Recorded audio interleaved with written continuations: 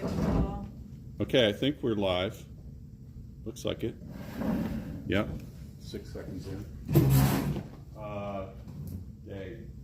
What's Day. that? It's a day. Last week was 12. Oh, it's gonna be easy. 12, 20. 12:20, that's what I thought. 12:20. That's a good day, because that's my birthday. Huh. Really? Every year? I thought it No was, kidding. I thought it was December. You really have his birthday We the got a same son day who's every on the year. 22nd. Oh, no kidding. Yeah. Another birthday baby. Wasn't Yeah. that cool? Cool. Yeah, I was in the hospital for when he was born. I don't know. So, let me just take a second. We're a little late in the get-go here tonight again. It happens. It's a traffic jam. Yeah, There was one. Northern Neck traffic jam, right? Yeah, there must have been like 2 3 buggies and a cars. cow. Yeah, correct. I was in traffic for like miles. I don't know what was going on. I was like, I didn't even know this many cars existed out here. I was up all night, freaking We had helicopter. Which way you come in? On top of our house. I don't know. Okay. Okay. From let's do where? this. Where you come, right? Yeah, let's get started. All right. Sort of marine. Welcome everybody that's here. Thank you guys for coming as always, and We'll act normal now. yeah, we're going to be serious. This is day 1220, 1220 from January 6, 2021. It is May 10th, 2024. And as always, we'll start with a very brief prayer and a pledge of allegiance. Heavenly Father, as always, please watch over the family and the children especially of the January 6ers, and especially help us to find a way to support them as they work through their current situation and get placed into federal locations where they're harder to communicate with. And please make sure they understand that America is watching, and help us to find a way to best relay that message. In Jesus' name, amen. I pledge allegiance to the flag of the United States of America and to the republic for which it stands, one nation, under God, indivisible, with liberty and justice for all. All right, Cheryl, I'm going to hand it right over to you. You can use that mic, I guess. I didn't check it, but you might want to check it, and then your updates, and we'll go from there. Just the weekly updates. The upcoming sentencings are the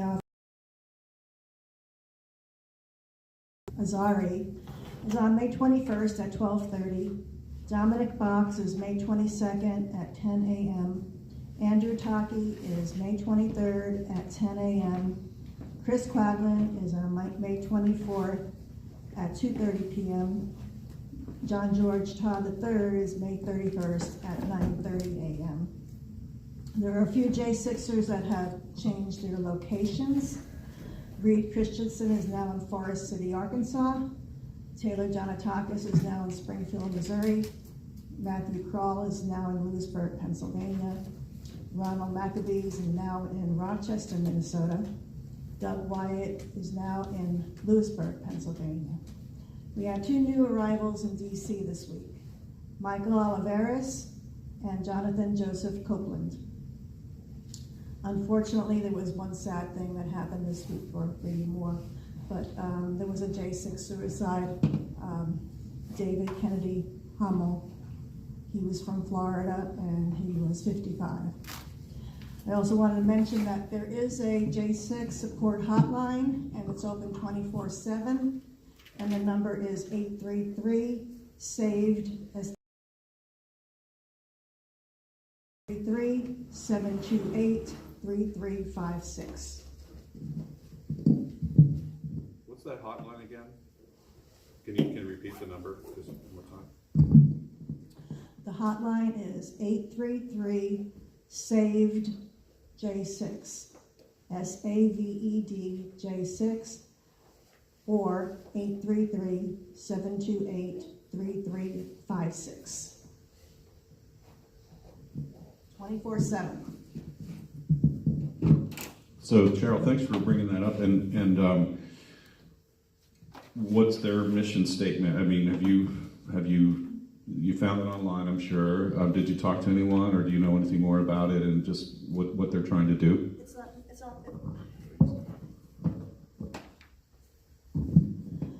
All the information's on forashley.com, and that's where I got the hotline number, because they were talking about it the other day over in Freedom Corner, about since we had the suicide this week. Actually, it was last month, but they just announced it this week. You could go on forashley.com and check out their website. I'm going to do that, and I might even give them a call just because I want to thank them for what they're doing. If they're there for January Sixers who are struggling with the same concerns, you know, if you think about it, Heather, you might be able to help me with this, because I think you put these stats in your newsletter. There's 200 or 300 that are in jail, incarcerated right now. Is it something like that? Well, last I knew it was 200, like 200, 250, I want to say. Around 250. But we've got to be more than that by now. It's probably, yes, because, well, they're arresting at twice the rate of the last 2 years at this point, folks. I mean, this is what people need to understand. Why? Because they're trying to get as many of them in before the statute of limitation runs out, which runs out this year, correct? Yep. Yep. So they're trying to get as many of them in there, and a lot of them have been out there doing their jobs. You know, some have ankle bracelets, some have whatever. You know, agreements Some they aren't have. allowed to talk on the phone as adults. Some aren't allowed to talk on the phone as adults. Yeah. I want to know more about that. Yeah, I think probably a lot of them are running, you know, kind of scared. They're watching, you know, all these other people that were arrested and in jail, and watching their sentences and watching how they are getting the book thrown at them. Right. Jury trials don't matter. You know, you would think a jury trial is your best bet. Not in Washington, D.C. Not in DC. Right. It appears maybe pro se representation might have been the best bet for anybody. A lot of these guys have spent multiple tens of thousands of dollars, and up in the hundreds, in the six figures, on attorneys, and really nothing to show for it. Chris is a perfect example. He's had multiple attorneys, of course, though. So, yeah. All right.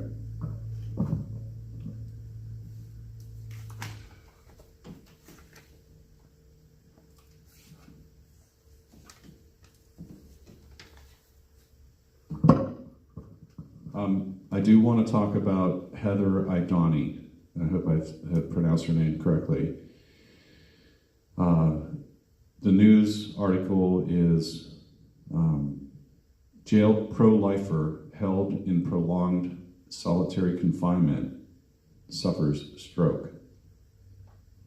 Heather Idani, a defendant in the Washington, D.C. FACE Act trials. FACE is, I'll explain that in a minute, was rushed to the hospital this week after suffering a stroke, but she is reportedly stabilized and will be taken back into custody to await sentencing on May 17th.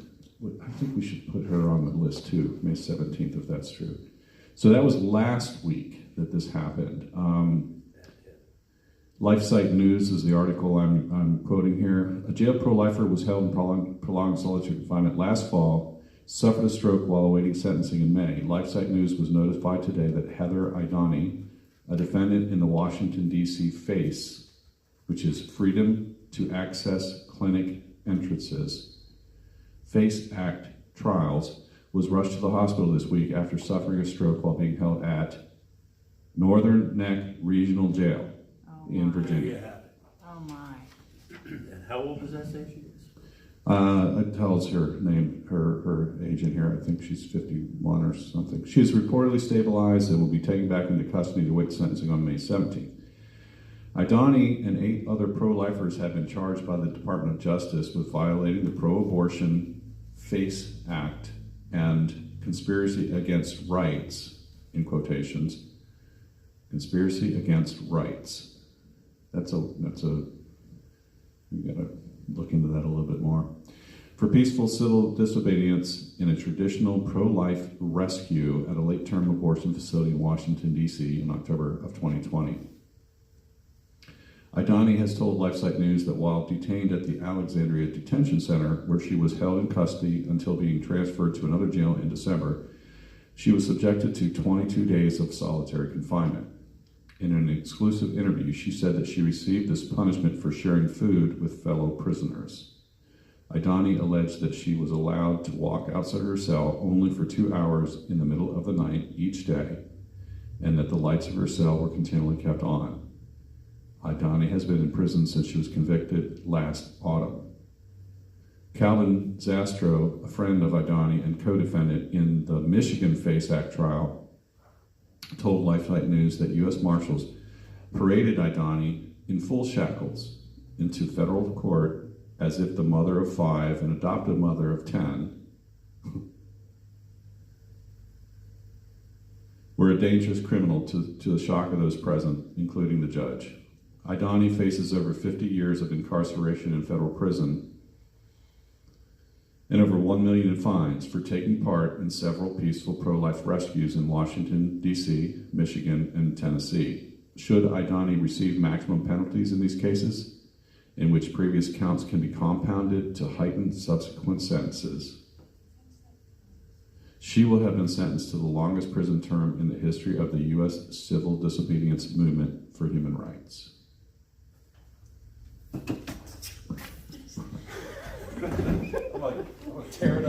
So I guess the question is the FACE Act, which is the Freedom of Access to Clinic and Entrance Act, which This is Heather on the was left. put into effect by Mr. Bill Clinton himself in 1994, which prohibits the following 3 things.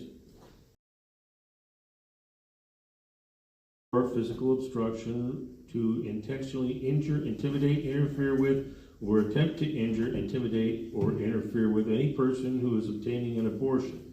The use of physical force, threat or of physical force or physical obstruction to intentionally injure, intimidate, interfere with, or attempt to injure, intimidate, or interfere with any person who is exercising or trying to exercise their First Amendment right of religious freedom at a place of religious worship, the intentional damage or destruction of reproductive health care facility or place of worship.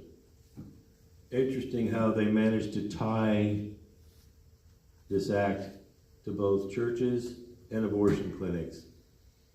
This is a weird world we're in, and sorry, I have to admit, I wasn't paying attention in 1994. This should have raised flags. Yeah, well,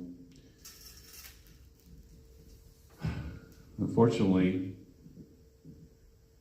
and maybe in some way fortunately, our local jail seems to like to take on the hard cases, don't they? And yet, how they are treated here in a medical facility, I said that right, a medical facility. They touted it on our first tour of the jail. They were so proud to show us their little medical suite with the x-ray and the nurse's station.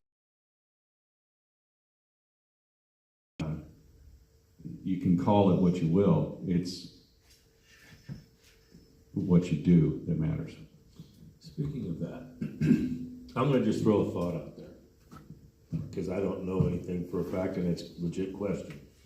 So we go to these jail board meetings and they say that they're a medical facility, but they have a problem staffing people. But the very first event that happens after everybody sits down and the gavel is dropped by the chairman is what's in the checkbook. And they've got millions and millions of dollars and the numbers are only growing all the time. But they claim that they can't pay people the way ambulance drivers or paramedics get paid or nurses get paid in hospitals and other facilities, so they don't have the ability to hire people or offer a good paying job. But they do, it looks like. What do you guys think? That's a good point, Maurice. I think those financial statements are on their website. I'm not sure, but we certainly could get them out there. I just got the minutes. I have here they are, In fact, why don't you take a look? You know what you're looking for in there. You can get the numbers. I mean, but you're right. They have some investment funds. They have other, like 6 figures in different accounts. So, but you heard it last night at the Northumberland Board of Supervisors meeting. They're concerned about the cost of the medical care and reimbursements, and they're looking at potentially from being a 0 cost to the counties to now something. And they voted and they approved that budget. No discussion. They approved it. Well, they approved it because why? It doesn't cost the county a thing. That's why they approved the board, approved the jail board's budget every month. And I kind of had a problem with that because it's one of those things where, and the schools do this too. I've been to school board meetings where they'll pass a checkbook balance that doesn't balance. And the board members don't even question, well, why doesn't this When the thing- board members do question it, they're accused of being racist. Oh, yeah, sure. But, so here we've got a situation where we've got law, constitutional law that governs how we're supposed to handle inmates. And, what we've discovered over this whole saga with the January 6th is that they're not the only ones being persecuted, abused, or otherwise mistreated. They're not the only ones. Obviously, we've got this new lady, Heather, here that's suffered a stroke because this medical facility isn't really capable of performing as a medical facility. So when we've got the counties that are involved, they say, well, the only thing that matters is whether or not we need to raise taxes on our citizens.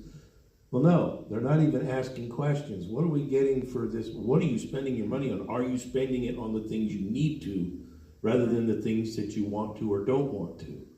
There's a big difference between what the needs are in your budget and what the wants are or the wants aren't.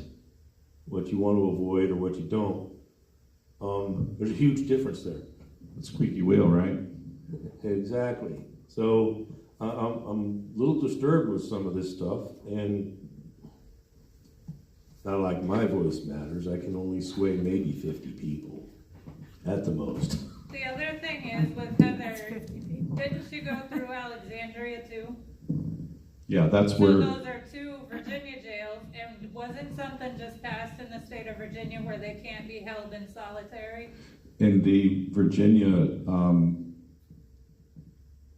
state correctional institutions, yes, they have changed it from 2 hours outside of solitary to 4 hours outside, but the regional and local jails do not have to follow that recommendation. This is what I asked them at the jail board last year when I learned about that, and they said they don't have to follow that. They don't, especially when you're talking about charges that are federal. For example, if the January 6th event would have happened completely on Virginia territory and those people were arrested under Virginia law, none of them would be incarcerated right now except for the ones most recently arrested, because it took so long to get these guys appropriately booked and do the due process thing. Virginia law would have kicked them out anywhere from 6 to 15 months later. They'd be done because they didn't get their trial in time. So we do speedy trial here, but apparently the feds get to massage the rules a little bit. All right, so I got some more information. I went to the Department of Justice website and I pulled up the charging documents for Heather Idani and her co-conspirators, Lauren Handy, Jonathan Darnell, Jay Smith, aka Juanito Pichardo. I think that cool. Jay Smith, his name is Juanito Pichardo. Paula Barlow, Gene Marshall, John Hinshaw, William Goodman, and Joan Bell. So I'll just read the indictment. For the grand jury for the District of Columbia charges that at times material to this indictment, on or about the dates and the approximate time stated below. Introduction. The clinic was a provider of women's reproductive health services, including abortions, in the District of Columbia. The clinic provided services on an appointment-only basis. The following individuals conspired with one another and with others known and unknown to obstruct access to the clinic on October 22nd, 2020. I just read their names, so I won't read it again. Nurse K was a nurse employed at the clinic and was at work in the morning. Medical specialist H was a medical specialist employed at the clinic and was there. Clinic administrator B, patient A.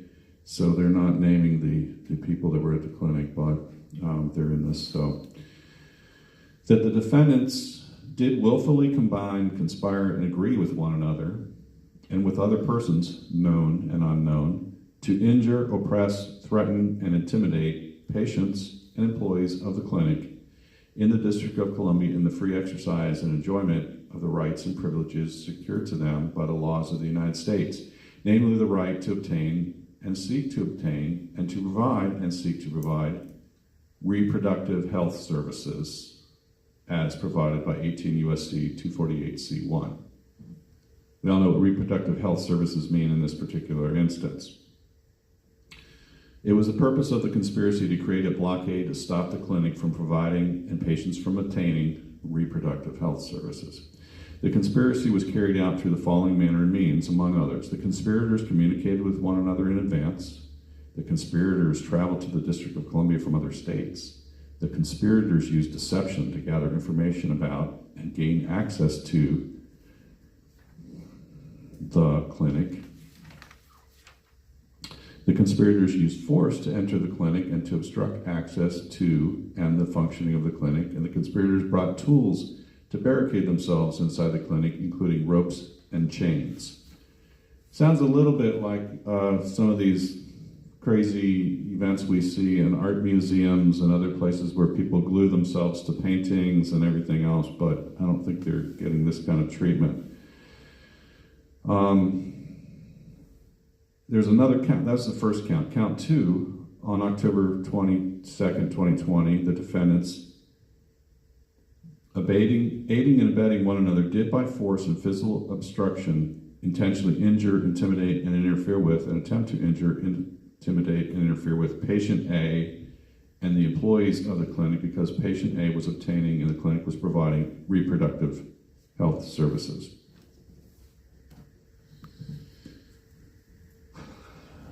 There's more to this, guys. It's really interesting to me. These are press releases on the Department of Justice website. If you look up Heather Idani and just do a search on the DOJ own website. This press release was dated August 29th of 2023.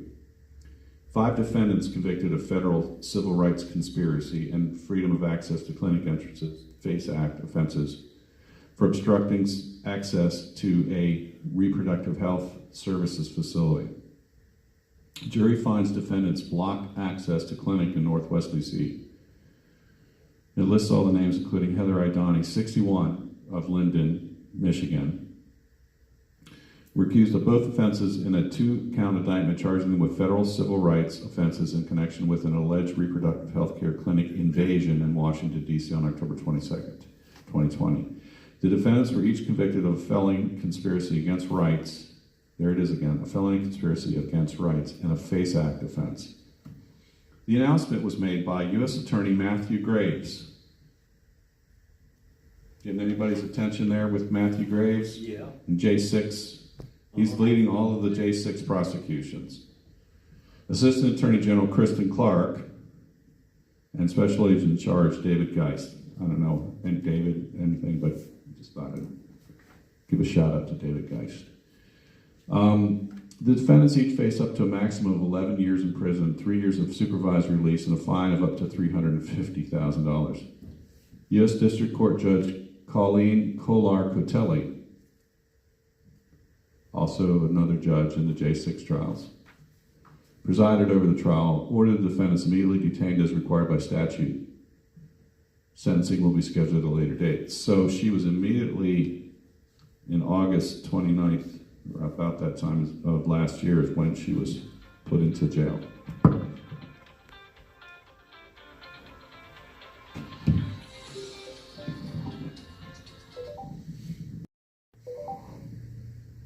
Hello, this is a prepaid call from an inmate at the Washington, D.C. Central Detention Facility. To accept this call, press 0. To refuse this call, your current balance is $75.54.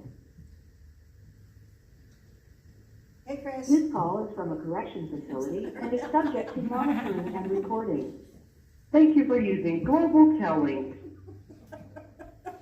Hello. Hey, Chris. Cheryl jumped the gun. What's going on, guys? What did I miss? I started talking before the recording was over. She's excited to hear from you. Yes. Oh, okay. I said hi, Chris, before you. Well, you know, the funny thing was, we just said a joke and you were the punchline, but I think it was really weird. We've been having fun tonight. Can't make this stuff up, that's for sure. Well, there you go. So what's going on? Hey, Chris, apparently, on Tuesday, there was some miscommunications. I hope that didn't offend too terribly many people. Well, it offended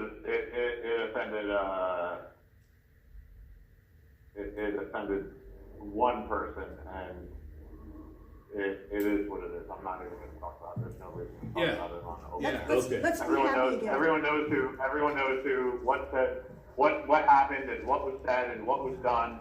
And I took a week off. I'm probably going to go back. Everyone's asking me to go back, and whatever. And people are someone is apologizing, sort of in its own way. Well, cool. I'm glad And that's everyone working out. basically said, screw you, he's not that guy, and, you know, how dare you. Yeah. I didn't mean to take up the whole amount of time.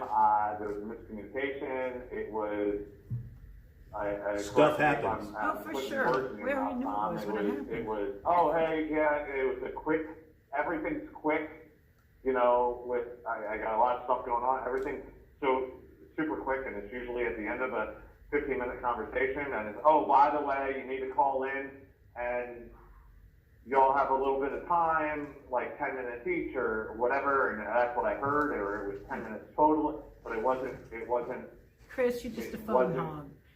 you know, and I'm not trying to teasing. point the finger at anyone else, but it wasn't like, hey, listen, just speak for 2 minutes and then move the mic, otherwise that's what would have happened. I heard 10 minutes, and I figured it was 10 minutes at first. Yeah, I own that one, Chris. But you know, it's like I It told is what you. it is. It's like I told you the other day, though. It is what it is. It is what it is, but I gotta tell you, it was perfect because you were the lead up to, it was a perfect segue into our guest speaker. And I'm gonna say his name I'm again. glad. I hope you. Yeah, Kurt Muse, Go ahead. who was the captive in Panama under Noriega for 9 months in the solitary confinement situation with a guy sitting outside with a gun ready to shoot him if they tried to rescue him. And they did rescue him, and they got him. I mean, but man, the connection between you from inside the gulag right now, right here today, you know, Tuesday night, and that was just unbelievable. So you did great. Perfect. That's right. Well, I appreciate it, but it wasn't rehearsed, and I certainly didn't need to take anyone else's time away. So, but I'm glad that it was a good setup.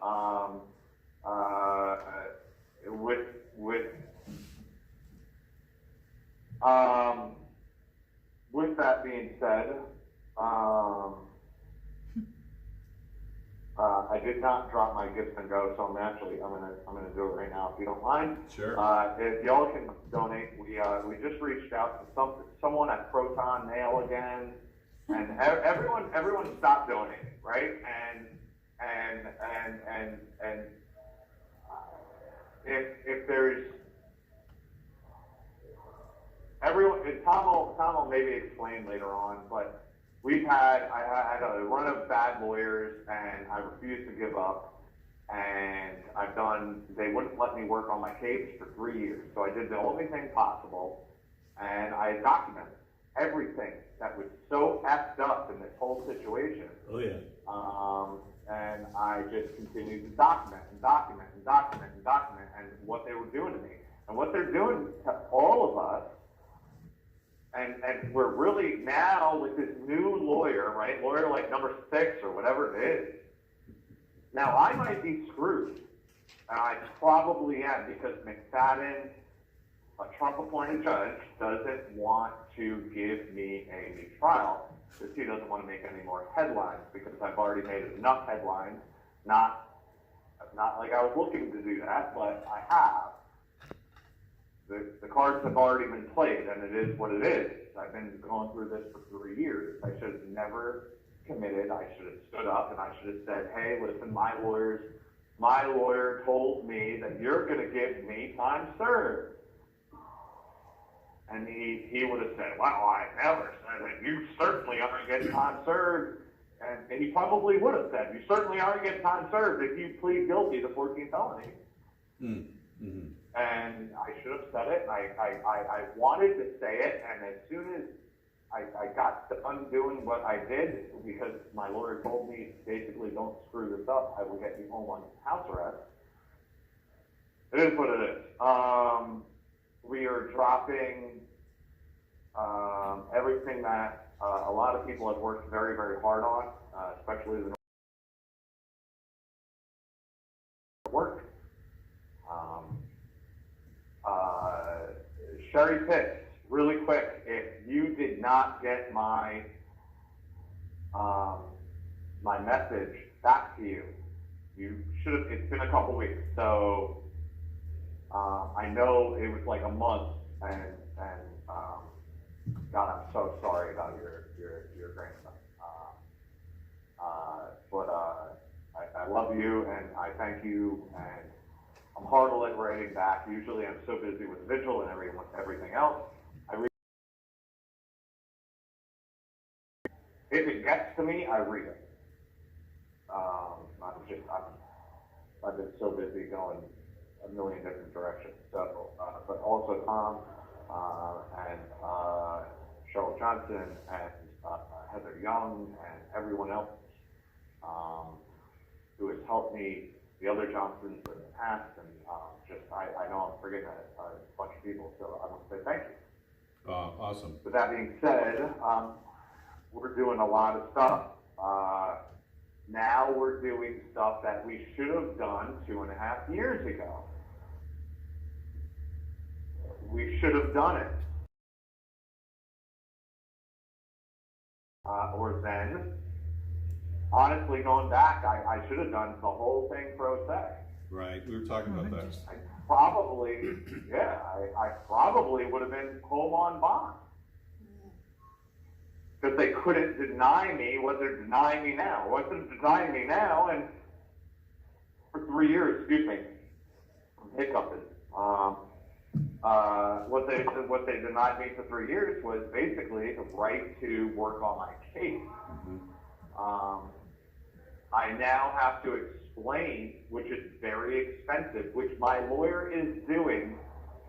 I won't say free of charge, I won't say pro bono, but she's doing it without getting paid.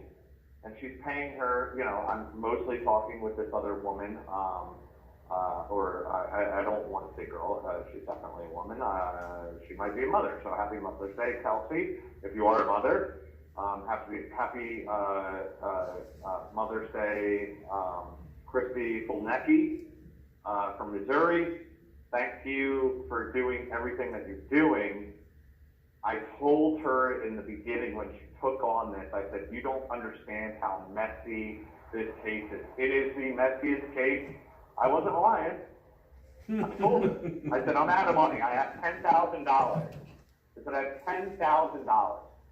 That's what I got. I said, that's it.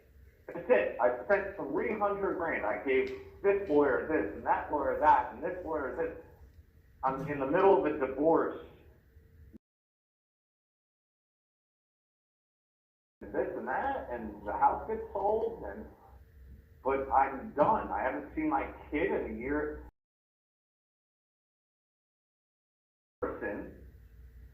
It's disgusting. Of course it is.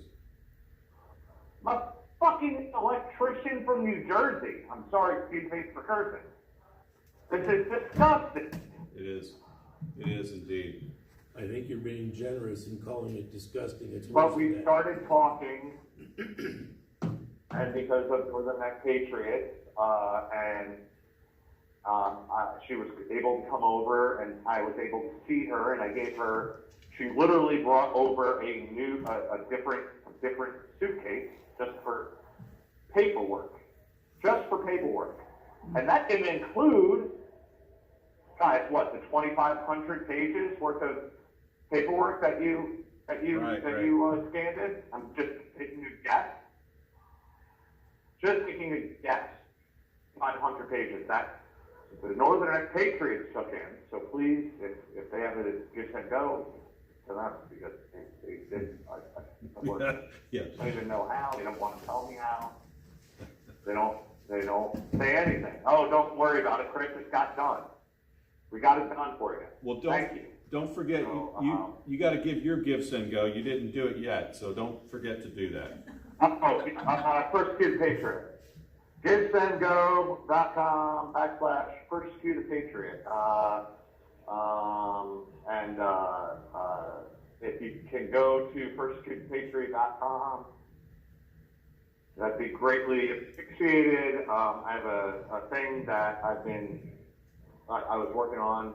Basically, I wrote it in New Jersey, and I was scared to put it out there. I should have put it out there. I should just update it. I should have this website going the whole time.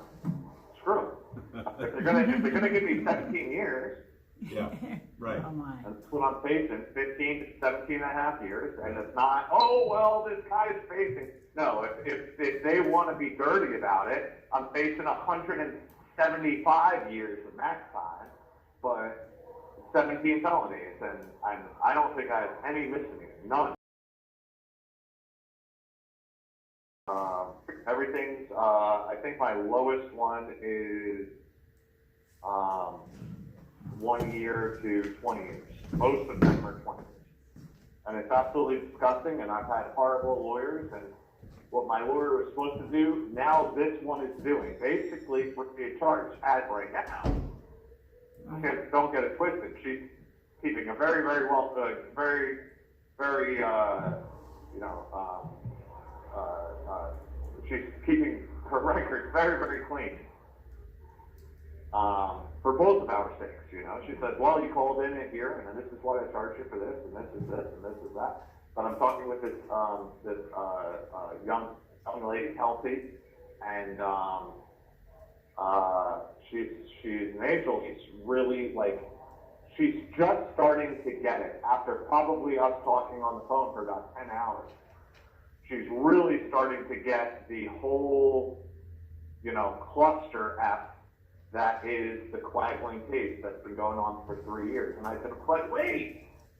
So then this happened, and then the problem is I didn't have a timeline of events. And I'm trying to get one together, but I never had the time to do a straight up timeline, because that would have saved a lot of time. But I had the 24 pages because of you guys, and then finally I got her the 27 pages, but it's all just grouped together. This person, and this person, and this person, and this incident, and this day over here, and it's not a straight up timeline. Well, at such and such, this happened, then this happened, then this happened, then this happened. And that's what I think she's trying to understand. We don't have one set up, but we're getting there. I'm I pretty think sure I'm you gonna can try get to do there. one this weekend. Yeah, we can get there. But she's starting to understand how screwed up this whole situation was. These people literally kept me away from my family. I've never been in trouble before, ever. You have 1 minute remaining. I have a wife, I have a kid, brand new kid, 8 weeks old, my first son ever. Oh. And they keep me away from my family for 3 years because they want me to testify on someone else. This is literally a communist system. Yeah. This is Stalin-like. Yep. Yeah, it is. This is Marx-like. Yep. And I am going to call back. If you guys don't mind, maybe I'll call right back, and we're going to totally flip it up. I want to talk about, I don't want to talk about me, I want to talk about what happened at Northern. All right, sounds good. Are you okay with that? Yeah, Or do absolutely. you want to? No, absolutely. Okay, cool. So I'll call right back, and we're just going to, totally new subject, this never happened. We're not going to talk about anything about me. We're going to talk about what happened in Northern Neck recently. Thank you for using Global Tellink. I was gonna say, we'll hold you to it. He wants to talk about, Heather, is that what he wants to talk I about? believe so. I think What that's we what said he's what saying, happened what in happened at Northern Northern Neck. Neck. I sent him the article. Did you? Good. Yeah, I mentioned it to him when I talked to him, just. Yeah, all right, hey, everybody.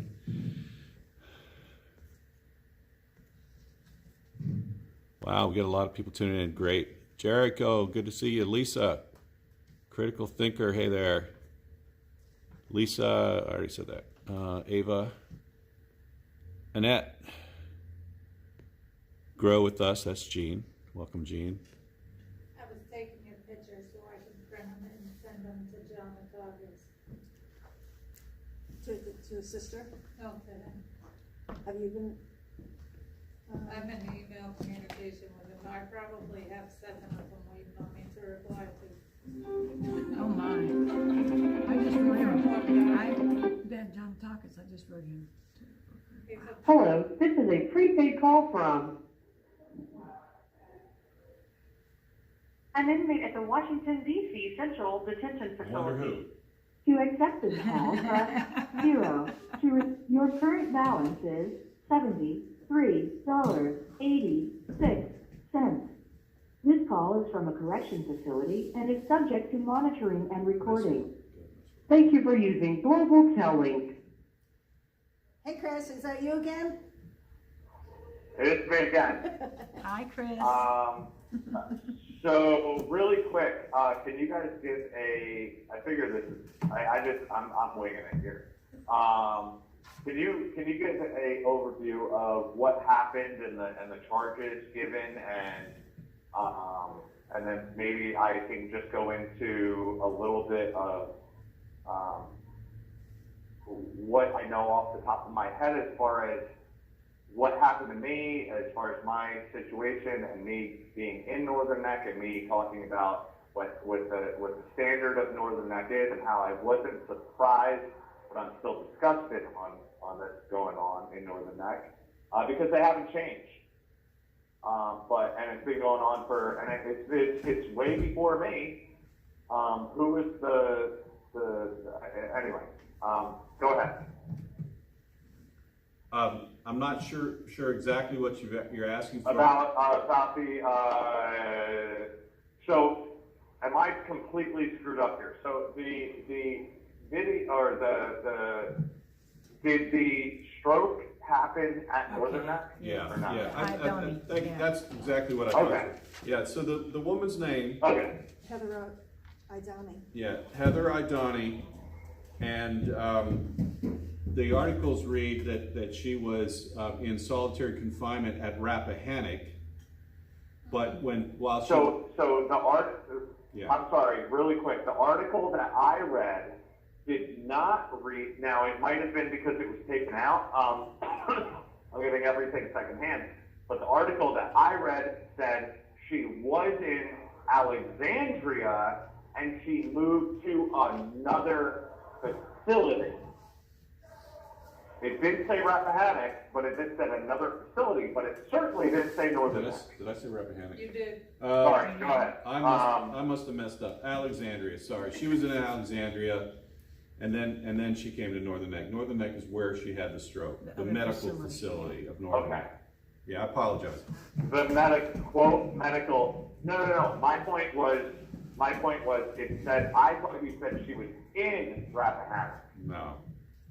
My point was, it didn't say anywhere in there Rappahannock for me, but it said she was in Alexandria, and then she went to, and it was blank. Oh. It said another facility. Okay. It didn't say Northern Neck Regional Jail. Okay. That's interesting. Yeah. I wonder if they tried And to to me, keep us that's a from big, finding that's out. a big point, because how much pull, there's other things going on in Northern Neck, is my point. Yes. And I'm not trying to get off onto like a left, you know, I'm not trying to make a left turn.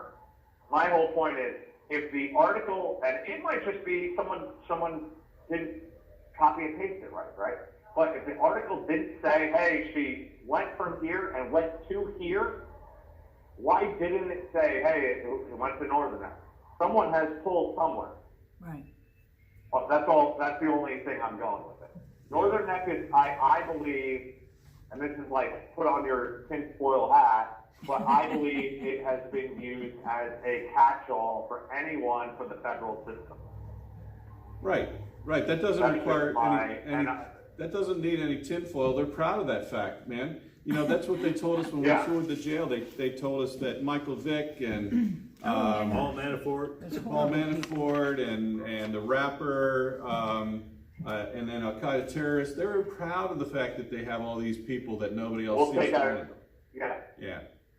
We'll take anyone, give them to us, And we'll break and it. we don't give it. But my point is, they're, and that's why that little snake, Ted Hull, thought, and everyone heard it. So, and listen, my other lawyer, McBride, he's a snake in his own thing, but he's yin and yang, the two of them, right? No, I'm gonna get you, and oh, I'm gonna get you. But this is what had that sleazy, slimy, like, used car salesman, like, Demeanor. you can't touch me, boy, you don't know where you're at. You're in Northern Neck, boy. That's right, that's Have you guys seen the Northern Neck? I'm gonna stop after this. Have you seen one of my first grievances I've ever sent? Ted Hull, you need to get me the hell out of here. This is against the law. This is this. I know my freaking rights. When I was here, I got this. When I was here, I got that. Well, you ain't here no more, boy. You're in Northern Neck.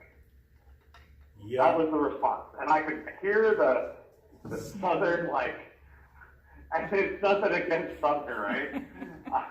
But it's like, I could hear the boss hog, Snicker. like, ness in him. What we have I here, could hear it. what we have here is failure to communicate. And what he wants, he gets. Yeah. So anyway, sorry, go ahead. Let's start over really quick. So, let's make this about who, Heather, I don't. again, this Heather, I don't she know. had a stroke. Right. Age Hey, 16. Donnie, That's right. That's right. she had a stroke in Northern Neck. Correct. I don't know anything. Let's talk about Heather. I don't know anything really about her. I don't know her age. I only read one article. She's Well, she's we 61. Yeah, she's 61. She and a group, I've got the charging documents from the DOJ website. She and a group of 8 other people were charged for obstructing a clinic in the District of Columbia in 2020, October 22nd of 2020. They basically broke in, or not broke in, but when the clinic opened, they pushed their way in, they asserted themselves and went in and laid down next to doorways and stuff like that and blocked the place from doing its normal operations that it does. And so under the FACE Act, what did you say that was, Maurice? What's FACE Act? Freedom of Access to Clinic Entrances, FACE Act. And churches. And churches. It's a 20+ year charge for her if this gets, so it's, yeah. That's what I got. So, I mean,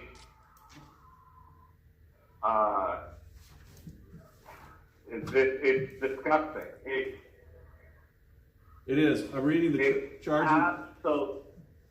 Sorry, I'm reading the charging documents, and at the bottom there's a little disclaimer. It says, a complaint is merely an allegation, and all defendants are presumed innocent Yeah. until proven guilty beyond a reasonable doubt in a court of law. Just wanted to throw that out to you, Chris.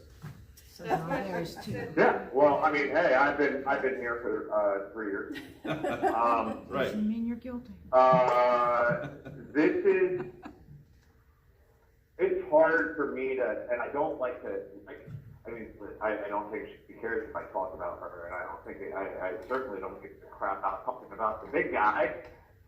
But it's hard for me, I'm so used to the whole, I don't want to bring up anyone else's, because if I'm going to dig my own grave, it's at least my own, and not someone else's. I don't like to bring up their name because, I just recently found out if you Google Quaglin, there's like 6 pages of January 6th stuff on Google.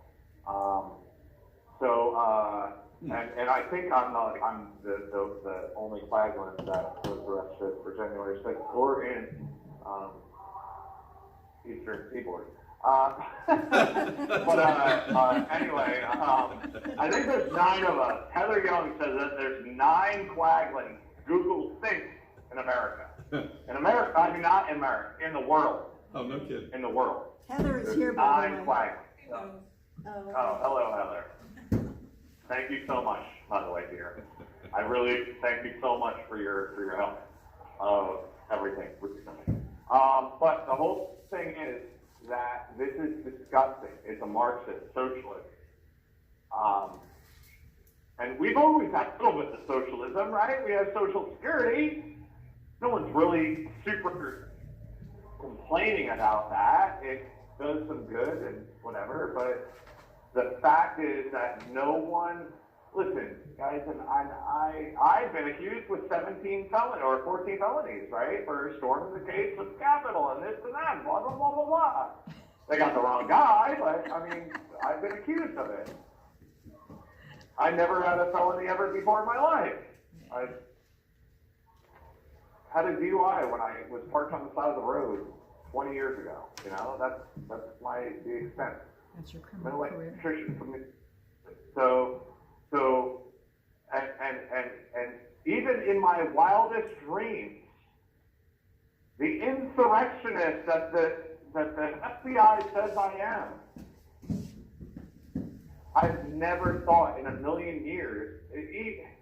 Every single thing had to happen, like every domino had to fall for exactly what's going on to a woman like Heather,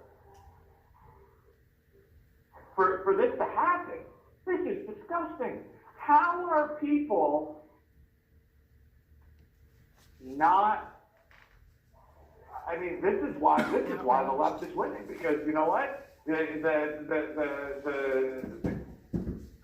Palestinian people shoot a bunch of rockets and kill. And listen, I'm not even going against the Jew and this and that, whatever war.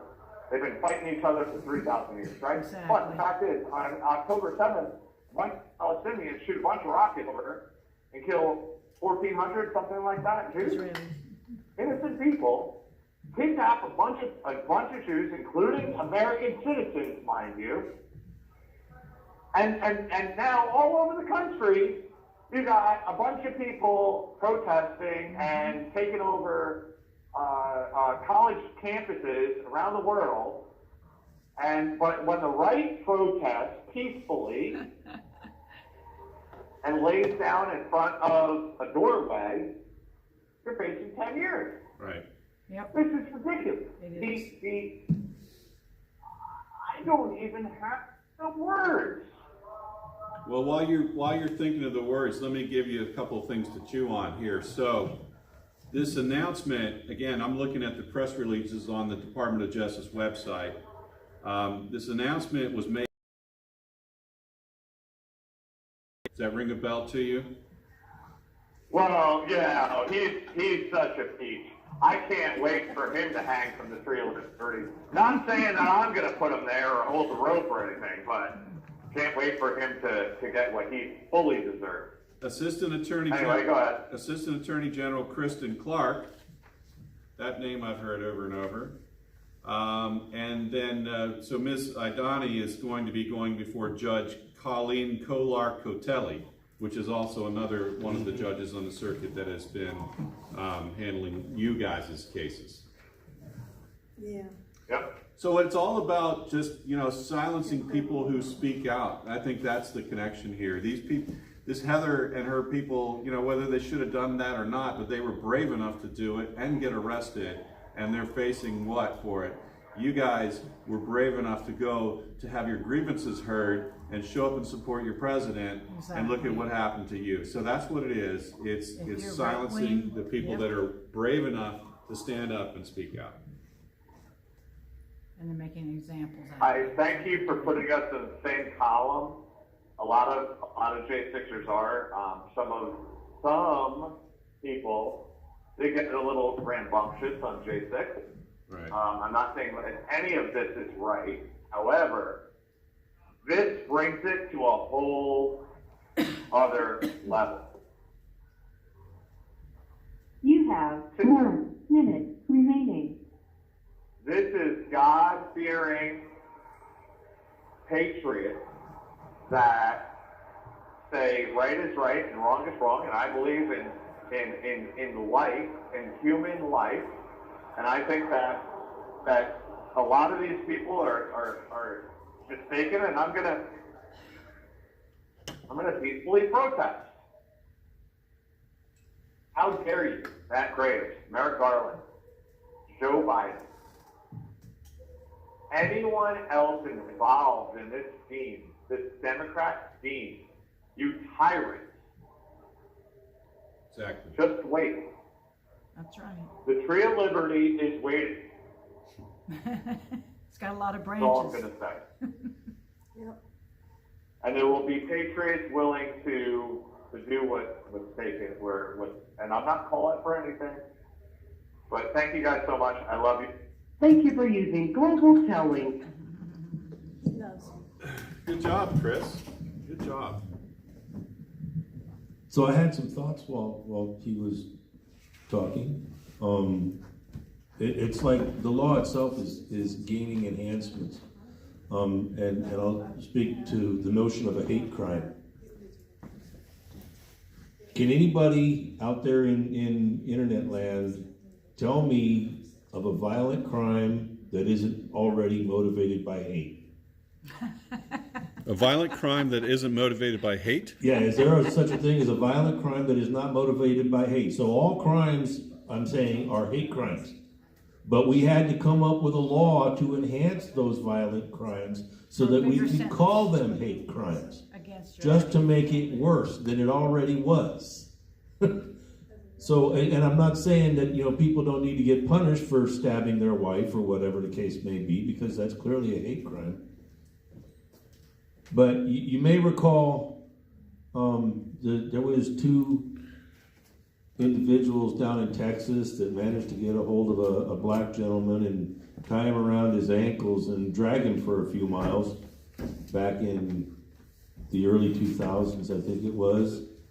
You remember that? I remember it, yeah. It was horrendous. But they had to call it a hate crime because murder wasn't good enough. Right. Torture wasn't good enough. That's illegal too. There was plenty of crimes to charge these guys with, but we have to enhance it with hate. So now we can apply this notion of hate to misdemeanors and turn them into felonies. Right. And it's weird because I remember the public bought into it all really strong at the time. Hello, this is a prepaid call from an inmate at the Washington, D.C. Central Detention Facility. To accept this call, press 0. To refuse this call, hang up or press 1. Say hi. Your current balance is $72.18. This call is from a correction facility and is subject to monitoring and recording. Thank you for using Global Telling.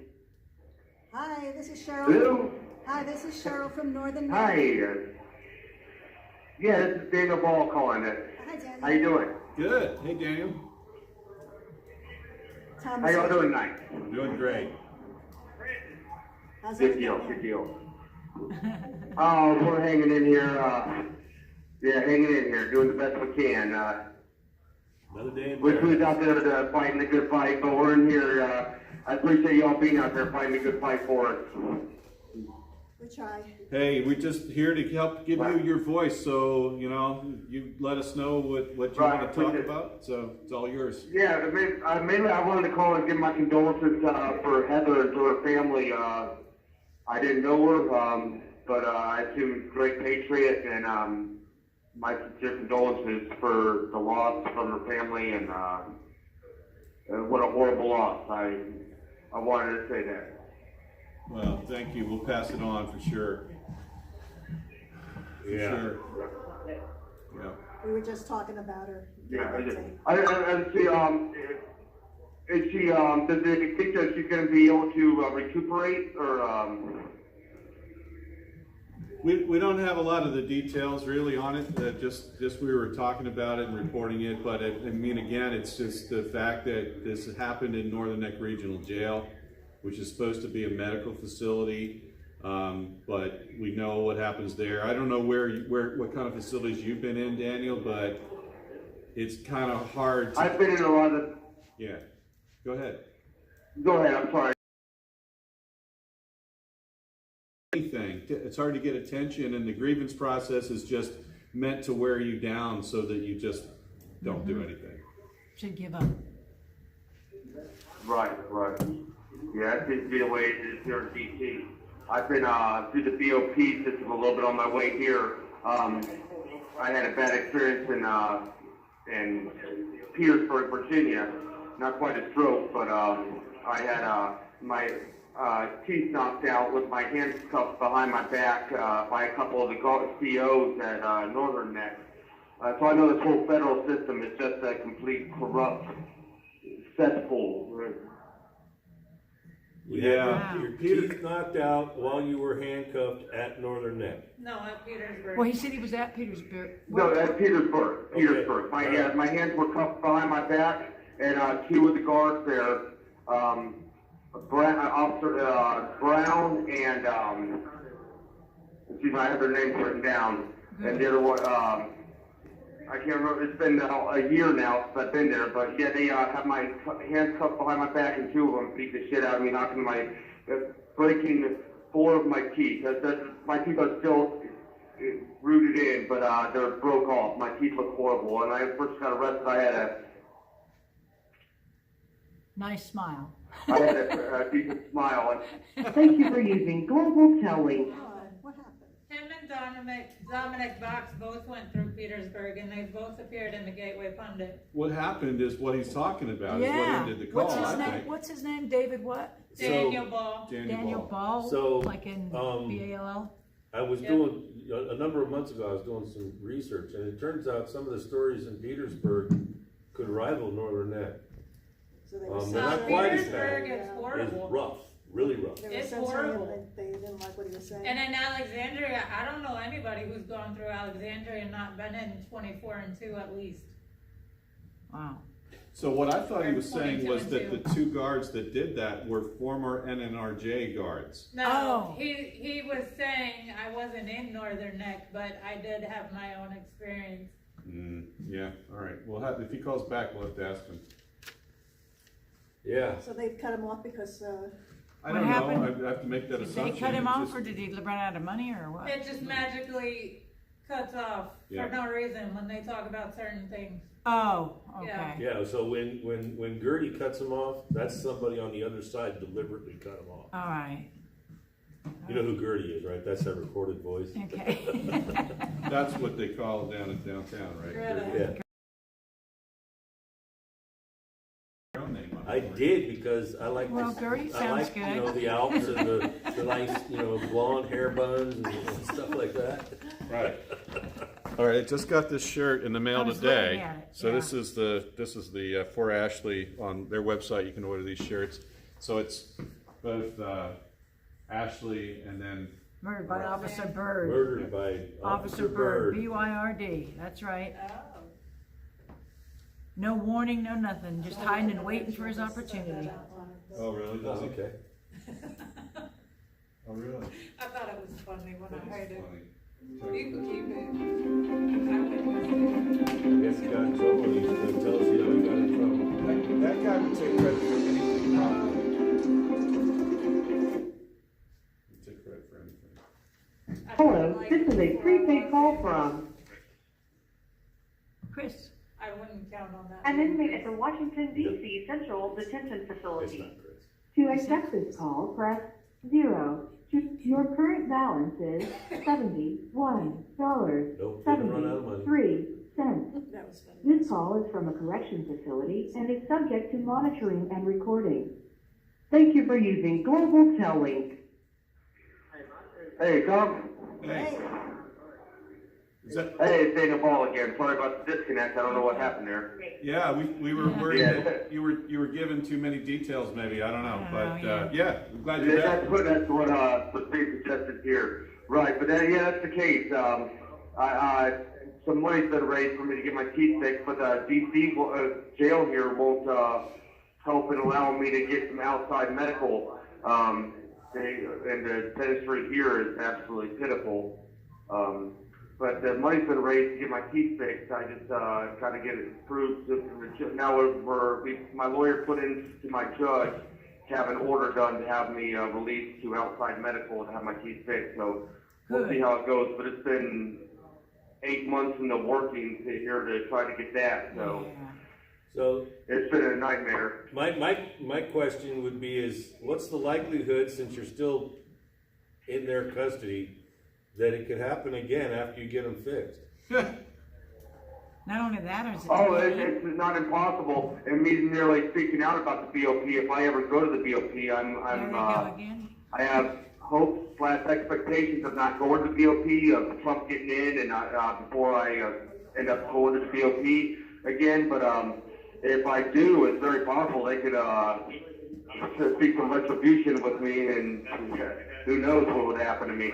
But I sure as hell hope I don't go to Petersburg again. Petersburg was a very, very rough experience for me. Yeah, they beat me pretty good. When I first arrived at DC, I had knots, bruises all over my head, 2 black eyes, my mouth was busted, my teeth were all broken out and whatnot. Did they say why they were beating you? But Somebody wants to know what the I'm reason. sorry? Somebody asked the question, why were they beating Well, you? why did they say they were beating you? well, I want to make clear this was absolutely an accident. But so at prisons and jails around the showers. If anybody's been to jails a lot, they might know this. That the shower heads are typically cones. They make a wide cone of spray, and so what we'll do here is we'll cut off the bottom of a medicine bottle, and then put the top of the cap of the medicine bottle over the shower head, and then make that funnels down the shower head, makes a decent shower head. Well, I've been taught this at the Atlanta BOP in Georgia, and I was working on making one of these shower heads in Petersburg, Virginia, and the way I was doing is I had a medicine bottle, and there's one of the sprinkler heads where the mounting to the sprinkler head was bent out, and it was formed a sharp point, and I was carving off the bottom of the medicine bottle on that sharp point, using that the mounting to that sprinkler head to carve off the medicine bottle, the bottom of the medicine bottle, and I accidentally, while doing that, I accidentally broke the sprinkler, and so they came to the door. They cuffed me through the door, and when they opened that door, one of them plowed me with a riot shield, and one came raining down with closed fist mask on me. And the other one dropped the riot shield and joined in on him, kicking me and spitting on me and whatnot. But it was, I guess you could say, my part in it was accidentally breaking a sprinkler head. Wow.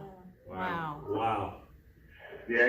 No, That's it's, so you weren't Yeah, fresh. I fucked up there a little bit, but it was a complete accident. I swear on everything that it was an accident that I did. I did not intentionally do that. I wasn't trying to cause havoc or anything. Right. But yeah, once I did, they beat the hell out of me. Wow. Yeah, Okay. that sounds like a Hendrix case to me. Wow. I'm sorry? There was a case back in 2015, the Supreme Court ruled on June 22nd of 2015 in the Hendricks versus Kingsley versus Hendricks, that they know exactly how much force is necessary to control somebody, and when they go to beat you, they know exactly what the outcome is going to be. So they can't say that they thought it was the minimum amount of force necessary, because they know how much is necessary, and they know how much they apply. And if the two are different, then they're wrong. Yeah, it's crazy. I'd like to tell you for sure that it's on camera. I would assume that it is, because I mean, there's cameras in the facility as well as on the personnel at the prison. I mean, the cameras on the personnel, they can also turn those off, but I would think that the eye on the in the sky, if you will, is constantly running at these prisons. I would think that it was videotaped what happened to me. But regardless of whether it was or not, wasn't, while they're beating me, my hands are cuffed behind my back. Two of them are beating the shit out of me, and one of them is screaming, "Stop resisting! Stop resisting!" Mind you, my hands are cuffed behind my back. I'm laying on the floor, but yeah, exactly. It was a shocking moment. So they already had control of you, and yet they wanted to scream and yell for the recording device that you were resisting. Right, we're right. Yeah, stop resisting. I wasn't resisting one bit. Wasn't resisting. Whoa, I couldn't resist. My hands were cuffed behind my back.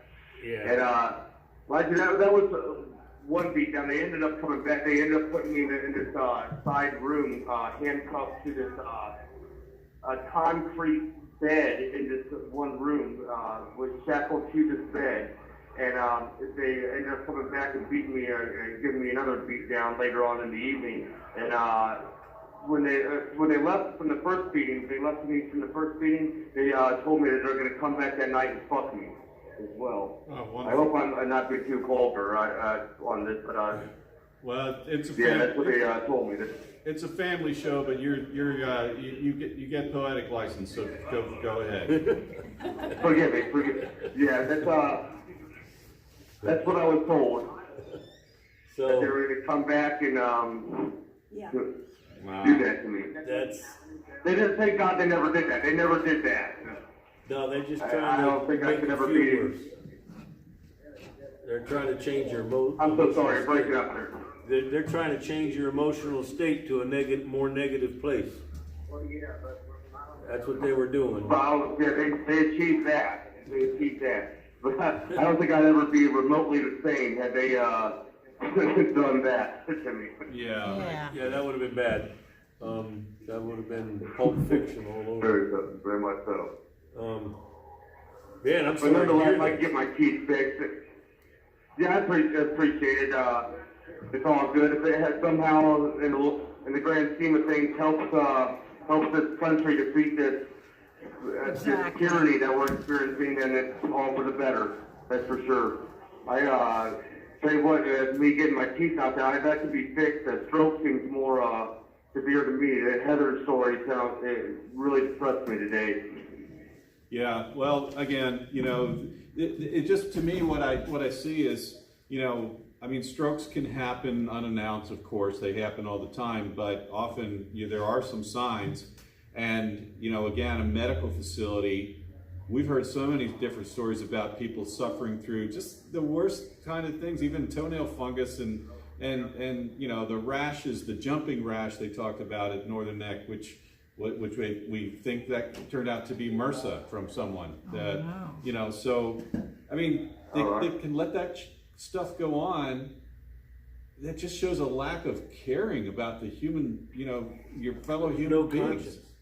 No conscience whatsoever. But no doubt, and some people may debate this stuff, but I think that what they feed us is borderline poison. It's awful. I mean, nearly strictly soy diet, hardly any vegetables or fruit. It's absolutely disgusting what they feed us. Absolutely disgusting. Right. At least maybe it's probably better over there in Northern Neck. Northern Neck, forgive me, I've never been there. Is it a DOP or it's a jail? It's a jail. It's DOJ. No, it's not. It's regional jail. DOC, I'm sorry. Regional jail. Right. Okay. I don't really know how the food is there. I know it's a little in the BOP. It's slightly better than it is here in the DC DOC. But here at DC, it is borderline poison. It is terrible. You cannot eat healthy. You can't do it. Right, right. Wow. Well, so are you consisting on, subsisting on commissary as well, like everybody else does? Pretty much. I've gone down to where I'm eating tuna and rice as my primary diet, and then I'll when they occasionally bring us some vegetables or fruit, I'll eat that. But tuna and rice is my staple diet. Do you get in trouble if you don't finish your tray? Oh, absolutely not. I throw most of my trays away. Almost all of my trays get thrown in the garbage. All right. I've been trying. I requested and put in a grievance to be put on the kosher diet, which I've been denied, saying I don't qualify for it. I'm trying to grievance that further, saying that I've switched my religion in here to Judaism, and therefore I do qualify for the kosher diet. I have not been given that. The trays here I do not eat. If I didn't have commissary, I would be doing a hunger strike in attempt to be put on the kosher diet, because I can't tolerate the trays here. They're absolutely disgustingly horrible. Horrible. We're going to send you We're going to send you a letter with a paper yarmulke hat in it, okay? That you can use. That helps you. I appreciate that. Thank you. That could help, I'm sure. Yeah, thank you. I kid you not, it is cruel and unusual punishment, the food that they feed us here. It is awful. I wish I could send you a picture of it. It's horrible. You know, the thought just occurred to me that with all of the stories that we've heard over the last year or two, we could do an in-depth documentary on what's actually going on, not just about the J6 guys, but everybody that goes through the system. And if the general public believes that the outcome is that everybody that goes through comes out better, they are grossly mistaken. It's just terrible. Oh, absolutely not. Absolutely not. It's designed to be a revolving door coming back. For even the people that get out, they design it for them to come back in.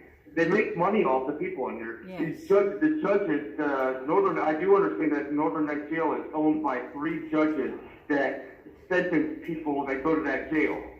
Qualifies as human trafficking. These judges are profiting off that jail that they're sentencing people to. Yeah, I mean, I hear that over and over again. I've never found any evidence of that, but I hear it. So it's, it may have emanated from the guys that were inside the jail. I don't know. I mean, but that would be crazy if that were the case. I believe I'll try checking this for you. Forgive me if I don't have my facts straight, but I believe I read in the Northern Neck Sentinel that these facts that Northern Neck Jail is owned by 3 judges. And the majority of the inmates there at Northern Neck are sentenced there by these judges. I think I recall a similar story. I don't know that the word ownership was part of it, but certainly control. John's not here today to ask. So the majority of them are coming from the counties. The majority of them are coming from Gloucester County, Virginia. And then I think it's Westmoreland, and then it's Northumberland and Richmond County. But that's just the local. I mean, that's less than, I think that's around half of the total population. The rest of it is the statewide system, people that are floating in and out of there. And then it's the rest is the sheriff, or is the marshals, which is you guys, the federal stuff that falls under the marshals. So that's where they really make their money, is on the marshals contracts. Is that so? Yeah. Yeah. I mean, this whole Keefe system, too, the whole Keefe commissary system, it's a corrupt system, man. It's just so corrupt that they have this whole market cornered. Right. And who promotes this Keefe commissary, but You have 1 minute remaining. Well, I thank you all so much for what you do. I love you all, and God bless you. Thank you so much. I wish I could express more my thanks for you all being out there every night and doing what you do. No man left behind. Yeah, and listen, Daniel, we only do it once a week out here in Northern Neck, but I tell you what, those people downtown, man, I have the greatest respect for them. So, and thank you for sharing your story. It's really Yes, important. A thank lot you. of people are listening. Yeah, thank you. Thank you very much. Well, I believe you got Mike calling in next here, so it's going to be hanging up on us here. So God bless you, God bless America, and I hope to talk to you again soon. All right, God bless you. Yes, sir. Good night. Thank you for using Global Tellink. Yeah, I just wrote to Michael Oliveris is going to be calling in, I guess. I just did wrote to him too. today. Me too, today. He's gonna get so Just barely today, he's going to get all those letters. So Michael's gonna be really the ladies' man. Oh, gosh. Well, Let's Michael is- talk to Heather already. Yeah. See, I see how y'all are. I was told listening him, I to him said, last night. in my spare time, I track down grown men, that's what I do now. Uh-huh. He was This talking one, last night where's about that one? the song. The one He that and- came Oh, to the here's door, how do you one. spell his name? So we'll see if so I wrote something about that. I sent him the lyrics and I did. Of pictures. what? Of what? He ain't heavy, he's my brother. He was Oh, talking about okay. that last night, and so I should have brought it. But I did a collage of some pictures and wrote the lyrics out, or typed it out. And sent it. Oh, yeah, he'll like So that way he'll know, oh, people are listening. So what do? Just copy it, or when you send it, Yeah, they copy They- everything. and what, do they see it on the computer, do they scan it, or do they print it out for them in a They physical? print it out, Oh, but I okay. don't know. if What a it's- waste of paper. But we don't know, well, they have to do that because they don't know what's on top of the paper you send. You know, you might have some drugs. Purple chemicals. microdots? I'm sure the jail gets paid 50 cents for every sheet of paper. Uh-huh. But, It's they disgusting. scan it, but I don't know, sometimes it's in, well, it depends on what jail or Okay, prison. But yeah, that's what I was wondering, I was sometimes thinking they it'd be scan all it. black and white, is what I was thinking. I was really happy Sometimes you it's did in that. color, sometimes it's in black and white, Hand so it we to don't 'em. know. Spoon All right. feed 'em. So, when I sent Chris his letter yesterday, I asked him, do they print in color, or, do you know? If they print it. I don't know if they print in color in DC. I mean, do they even get their mail half the time? I don't think they do, but Yeah. Really? I sent Chris 2 letters this week, so, about stuff that's when I happening. started communicating with them, it was after the all-day vigil, not this past August, but the August before. Mm-hmm. And I wrote postcards to DC, and I wrote postcards to Northern Neck, and it all got started with James Grant and Barry Ramey replying to my postcards. Okay. The guys in DC, I don't think ever even got mine. But I think too, there is a difference if you send postcards and if you send Letters. mail, yeah. Well, I type everything, because, it's easier for me, and I could include pictures and everything else. Especially, if they don't get it, or as soon as And I then send when out they a go to letter, BOP, you The don't have to change it up either. the second I send out a letter, they're moved. It's like, great, now then that one's gonna be returned. Then I just send it to the next location.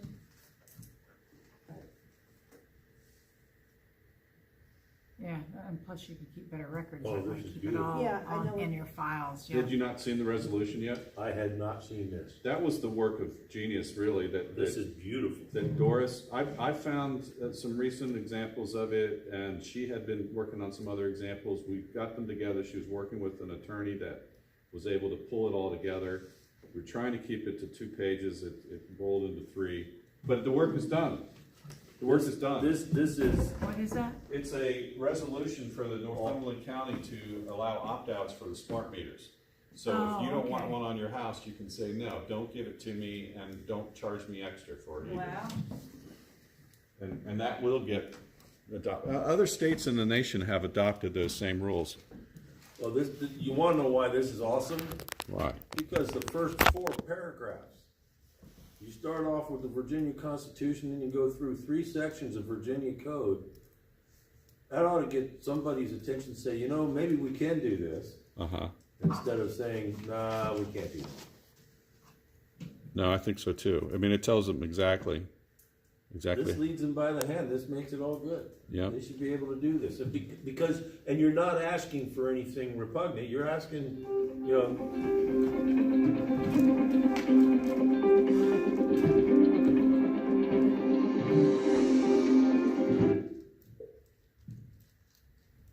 Hello, this is a prepaid call from Michael. an inmate at the Washington, D.C. Central Detention Facility. To accept this call, press 0. To refuse this call, hang up or press 1. Hello, this is a prepaid call from Michael.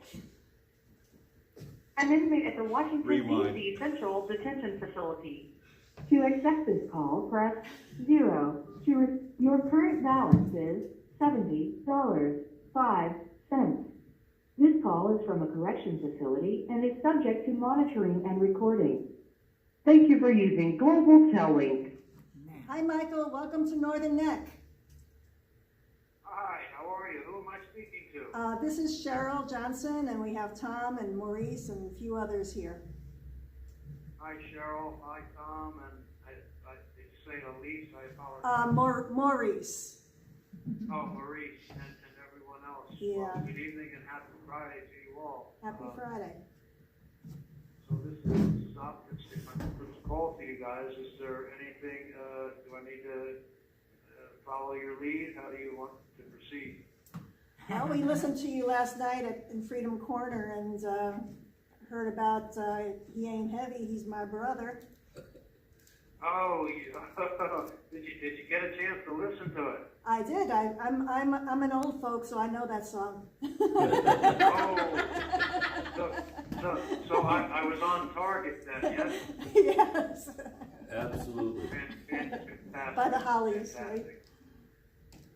Yeah, so anything you want to talk? Yeah, I didn't know, so I didn't know, I'm not sure if this was a different audience. I certainly don't want to be repetitive, so. The voice hangs up on you. Usually it's 15 minutes is what they give you, but, you know, you just talk about whatever you like to talk about. All right. Well,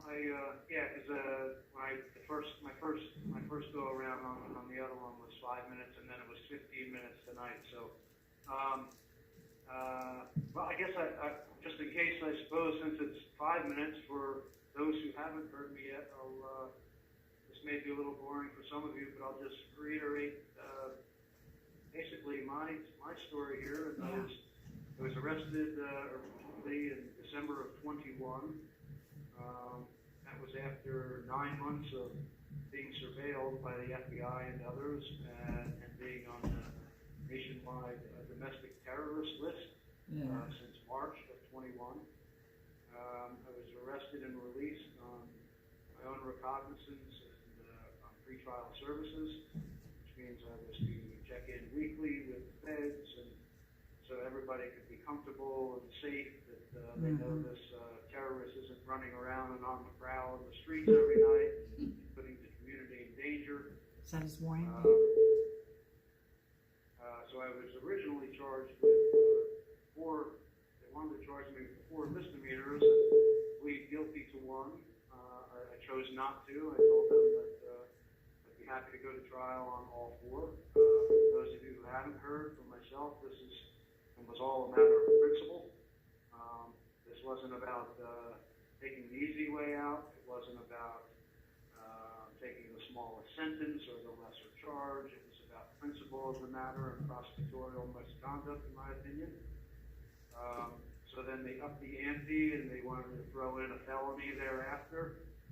I then said, okay, fine, well, let's go to trial again. And then they ultimately superseded me and wanted me to plead guilty to a felony and 4 misdemeanors, or go to trial on 3 felonies and 4 misdemeanors. So we went to trial. Thank you.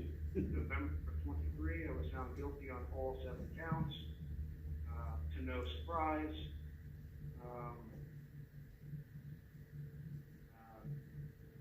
leading up to all of this, I lost my employment back in the springtime of 23. So roughly roughly 1 year ago now, and it's been a struggle ever since then.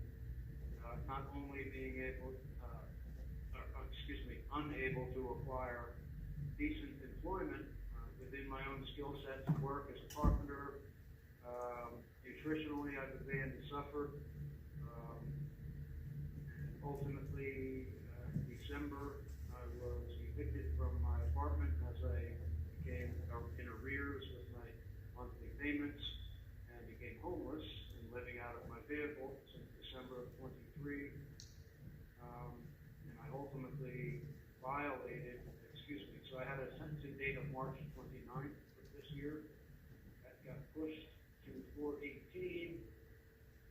I ultimately violated that pretrial services on the 4th or 5th of April after 2 full years of adhering to it with really no issues whatsoever.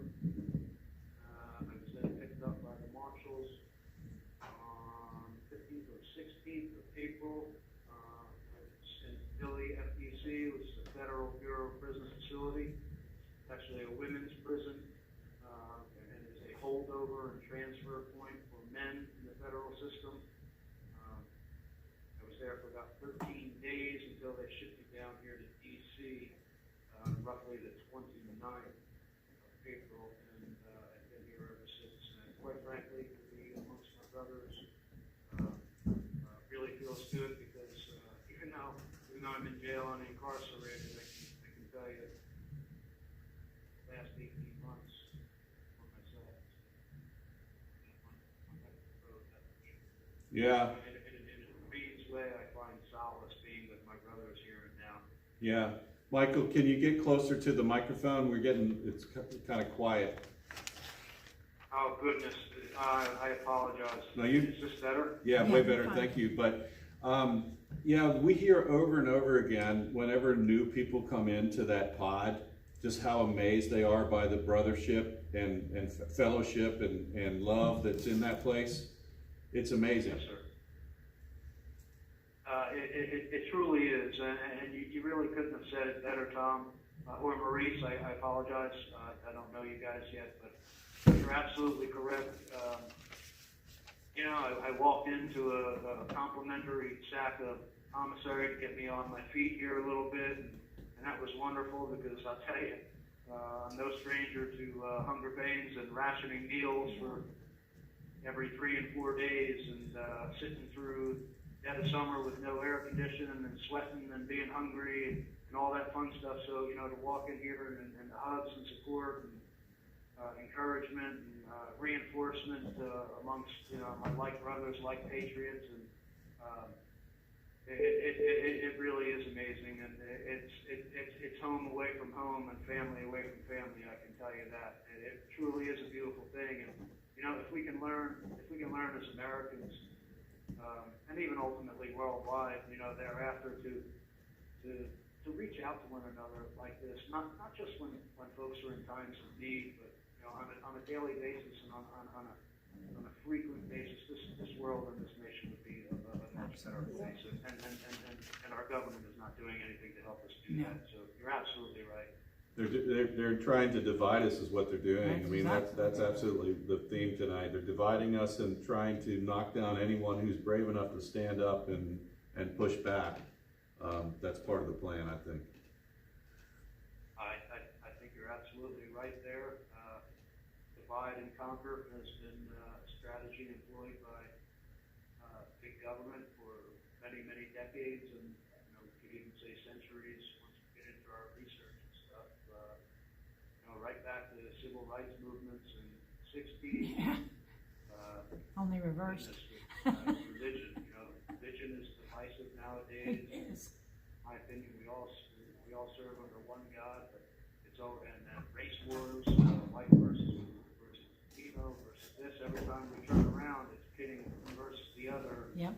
Everybody tries to step in and say, well, we've got the solution for the problem. Well, what greater monopoly is there than to create the problem and then offer the solution, right? Yeah. So, Right. 100% with your team there, you guys are spot on.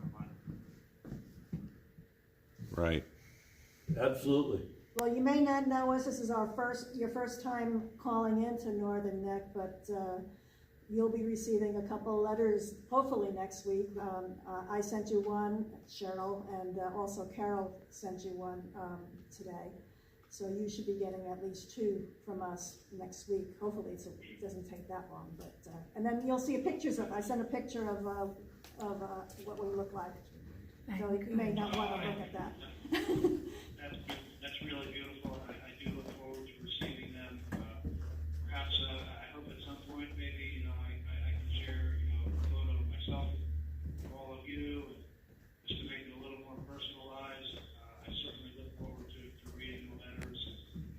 It truly is amazing. I can tell you firsthand experience. Wow, just.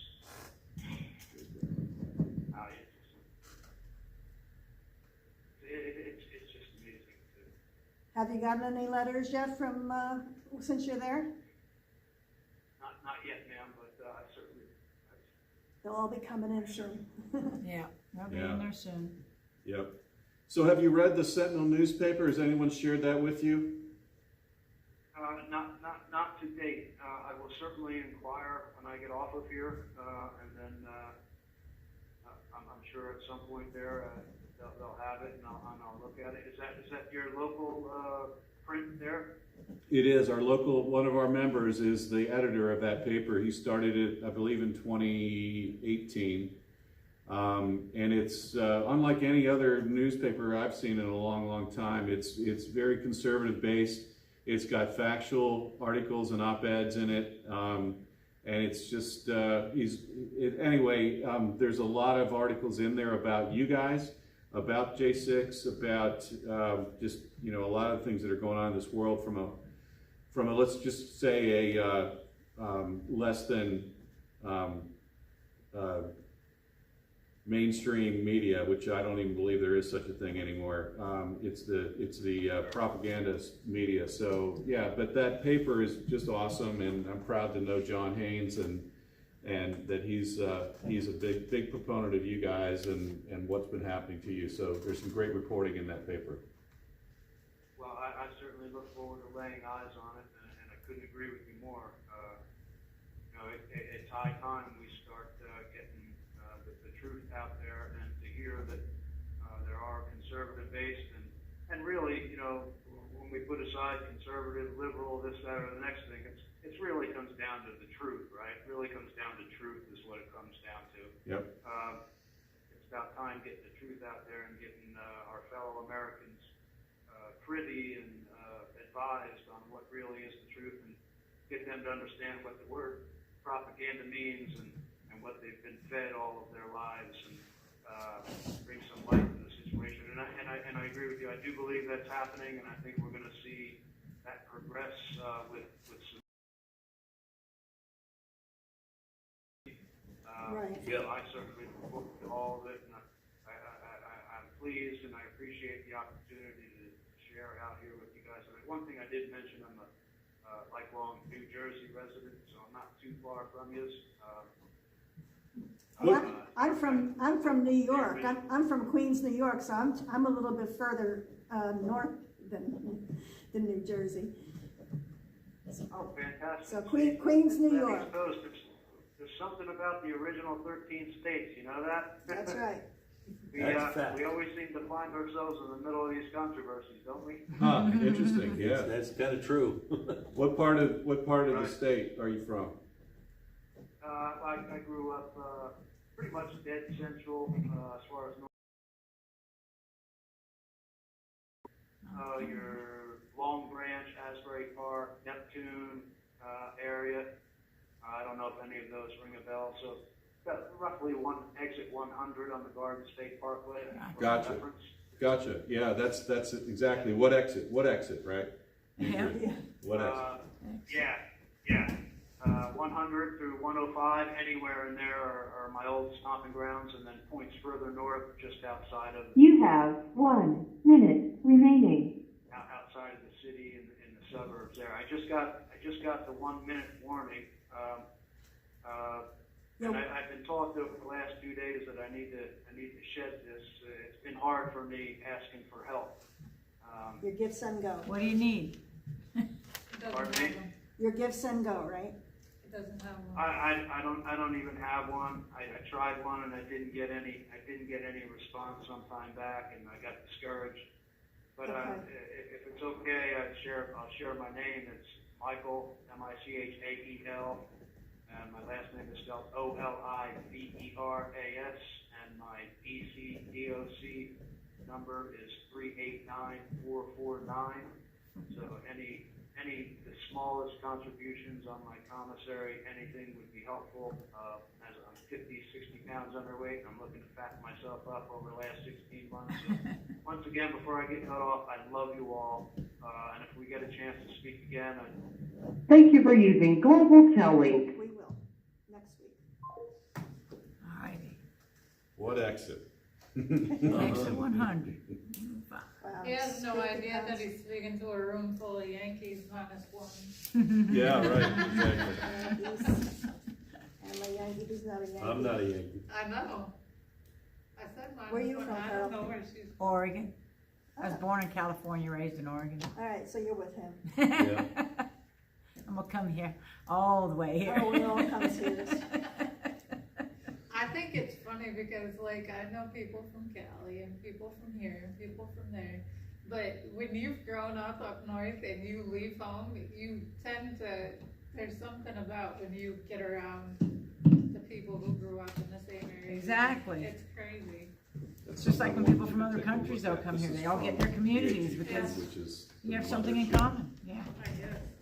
That I What gathered it is, a long time ago. Can I borrow that article okay. you printed out? Yeah, it's fun, on the, I want all the names of those people, so, you know, I can Heather, find I more don't- people to email, Yeah, I know. cause I don't have enough You don't have emails. enough the time. names of what people? Enough to do. Yeah. And John Haynes probably Pro-lifers. would call in for something. He was calling in while we were talking. You know, you just got the deadline this week, I know he's a little upside down. It's here's the charging document, so. Thank you. This is not one of those things, is it? So what's the deal with Chris and his court date on the 24th? Are his parents gonna be able to show up for I that? think they're coming, yeah. Okay, Yeah. Well, his father is anyway, I believe so. We'll talk about that afterwards. okay, Off the air? Yeah, Yeah. okay, sorry. no, about logistics. No, logistics, all right. Yeah, we have a new hobby of picking ticks off of each other. Lisa, Oh, thanks no, for the yeah. comments Oh, on I no. was just wondering if this was one of those. I saw some weird stuff on ticks just recently, though. Oh, no, no. Tucker Carlson had a little short thing. Did you see that? He was in disease. There's 3 or 4 different weird diseases that Rocky came Mountain up. Fever, you Yeah, get Rocky that, Mountain was Rocky the Mountain other one, Fever, that was a and big there's one 2 out others. west. Yeah. That all came out in the 70s when we were doing experimentation with that stuff in laboratories and actually trying to infect ticks with these diseases. Oh, no. Lo and behold, what happens now that, yeah, Yeah, For they real? did this. yeah. Yeah, there's an island or something up off of New England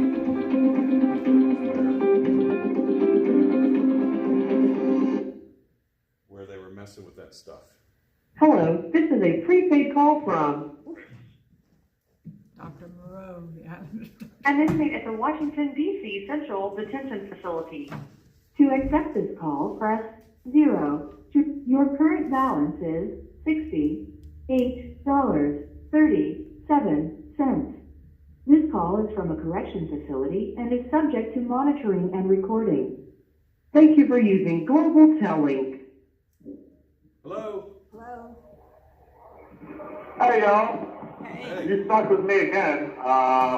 Someone backed out because they had to talk to their kid and, and this and that. What? I know, right? Heaven forbid.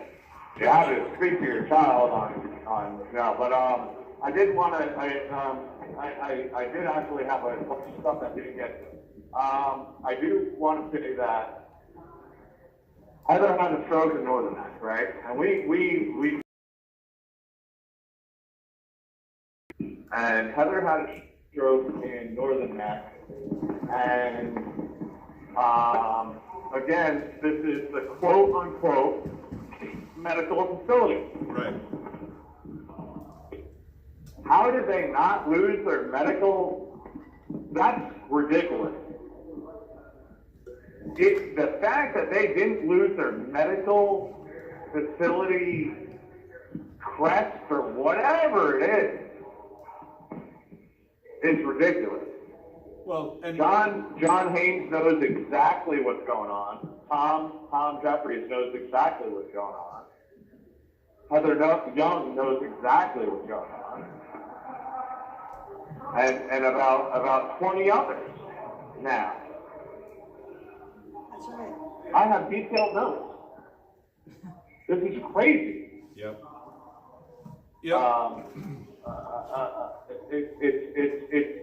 It's insane. And listen, stroke is a hard thing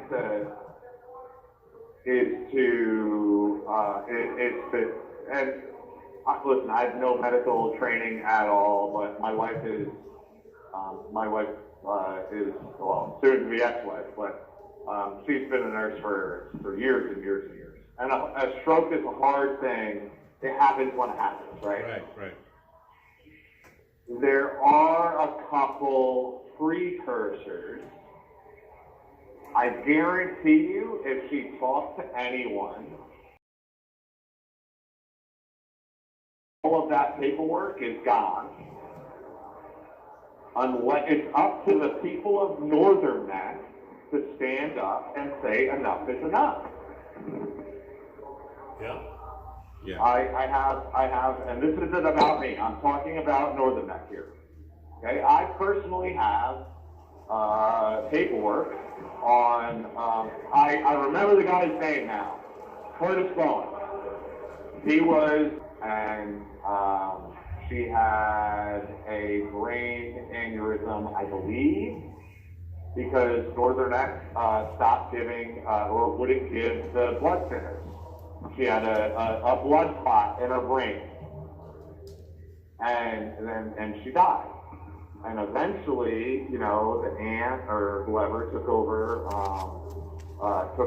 the business. Listen, he wasn't, and he said, he goes, I wasn't there in my life as far as the father and this and that. It was her. So he wasn't ready, and so the aunt took over the kids, and the kids are in a great place, and on a farm. So I've been told by him. Well, I have detailed information. He said eventually you're going to get thrown in the medical wing, and you're going to get your phone taken away. And this is what Luna is going to do. Luna and Hayes. I think it's Hayes. I don't know. Something with an H. The Ford brothers. This is what they're going to do. No, I'm sorry. It's not the Ford brothers. It was the other one. Lieutenant something. He's a real asshole. Sorry, excuse my French. But anyway, it was Luna and someone else. And it's the same guys who did it to me. And they said, oh, well, they're going to say that you have to wait for your PIN to transfer over. And you're not going to have, they're going to bring you over on a Friday or Thursday, and they're going to play games, and then you're not going to have phone, and it's going to be the weekend, and they can't do it during the weekend. Bullshit, they can't do it. Bullshit, they can't do it during the weekend. They call these people up, they're on call, dial in your PIN number, switch over so-and-so, and that's what they say they have to do. I don't even think it has to be that way. There's no reason why someone is switched over to the medical wing and their phone is denied by them. It's a federal offense. We got 2 minutes until the 2 minutes. 2 minutes. Anthem. It's a federal offense. What they're doing. That's what these people don't understand. They think that it's they're just dealing with either Northern Neck or Gloucester or this or that. No, you are dealing with the United States of America. This is why I'm saying the United States of America, someone in power somewhere, whoever it is, has given an undocumented ruling of, oh, don't worry about it, I'll bury the paperwork. Well, guess what? Wonderful. I got thousands of pages Yeah, I think it's worth of paperwork. I think it's somewhere. At least 1,000. At least 1,000 from Northern Neck. At least. I think it's closer to 13,000. So at least 1,000 from Northern. Well, at least 1,000 at Northern Neck. Probably. I'd say it's sometimes. $1. You have to understand, when your guards beat the crap out of someone, and I was sitting there, and I didn't say a word to you, that was when I was most dangerous. I wrote down, minute for minute, blow for blow, what you did to him. I don't give a crap if he's black or white or purple or blue or orange or green. I don't care. I don't care if he literally was. Oh, hold on, guys. Oh.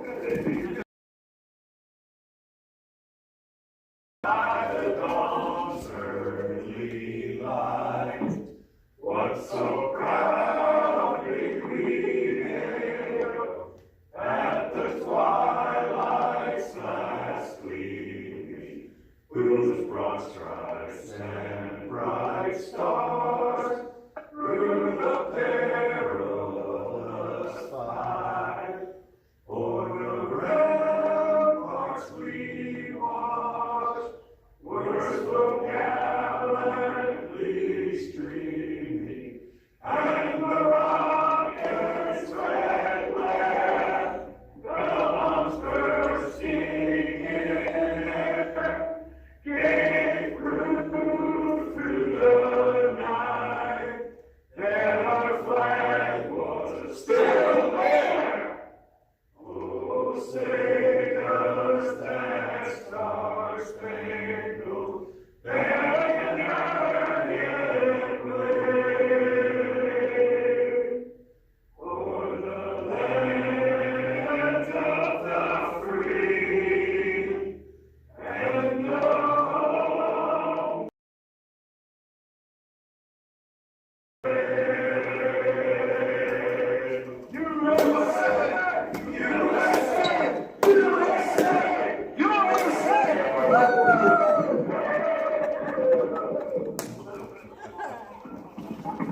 All right.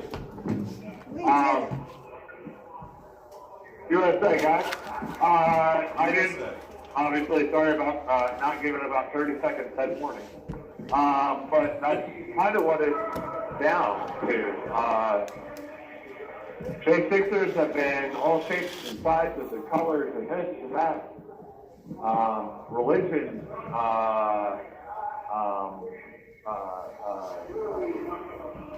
I guess, sexual preferences and so diverse. Minus the Antifa, we all have one thing in common. You know, and we love this country. So, and that's what pissed these guys off so much, is because I was the same color and I'm a J6er. Oh, well, we support you guys. You know, and just let us beat up these guys from DC. I'm like, no, that's not gonna, no. No, that's not happening. The fact is that this medical facility needs to be shut down. They need to lose their medical, whatever they got going on. I have daily notes. I have the fact that FBI walked past me. I don't know if they could say, hey, they knew exactly who I was. But I was told, you like, within so many reasons, like you need to not address those people. So I was told by the jail not to address those people. I was in medical for over a month. Over a month. Guess what? Dr. Dudley never saw me for 3 weeks. 3 weeks he never saw me. And I'm not even saying that this is going against him. Are you there? I'm Break it up a little bit. not saying that he is completely innocent. He is no mastermind of the medical division. No. I literally have grievances, guys. Eventually you'll find them in there. I don't know who got to them or how far you've gotten, or how far you got. But eventually you guys will come to them. All the way, all the And way. there's- We, You've got through everything? Yeah. everything. Yep. Really? Yeah, everything. Rapid Any Neck, hand? Northern Neck, all of it. Wow. All of it. Well, well, why do you guys stop and start putting it into lawsuits? Well, yeah. Now that's insane to me. Insane. I know I think I had most of it put in, but So, yeah, well, and that took me 8 hours, at least 8 hours. so To put, what we did, actually 12 hours. what we did was anytime there was a range of dates, that went into the name of the file when they all got scanned.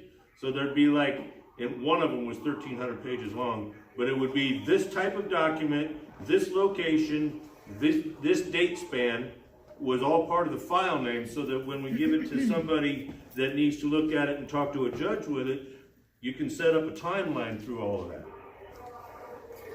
Yep. That's awesome.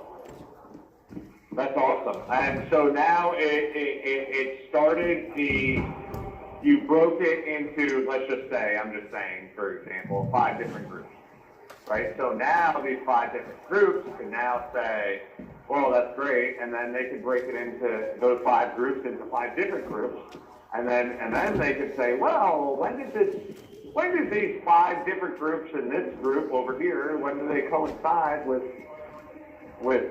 these 5 other groups over here? You know, that's going to be the big thing. I'm telling you right now, President Trump, you need to, someone hashtag, you know, President Trump or something, whatever his hashtag is. He needs to get whoever is. You have 1 minute remaining. Whoever's following Heather's story now. Tom Jeffries has has everything that I have.